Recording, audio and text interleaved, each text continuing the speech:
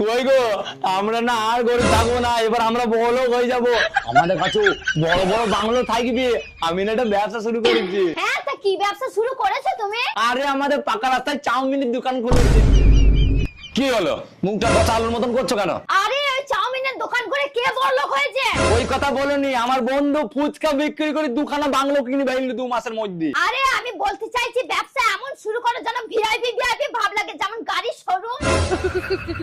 তুমি শুধু ভাবো তোমার 5খানা গাড়ির শোরুম, বলতে আমার কত ভালো লাগবে যে আমার স্বামীর 5খানা গাড়ির শোরুম আছে। তারপরেই তো তুমি হবা আসল বড়লোক। তোমার গা দিয়ে কিরম গন্ধ বেরোচ্ছে, বেরিয়ে যাও আমার বাড়িতে। আরে তুমি এটা কি বলছো? আমি ঠিকই বলছি, তুমি জানো না বড় লোকের সঙ্গে কিভাবে কথা বলতে হয় ছোট লোক? আরে আমার তো মনে হচ্ছে তুমি একটু বেশি ভেবে ফেলেছো। আমি একটু পরে আসছি। হ্যাঁ, যা যা যা, আর আসার সময়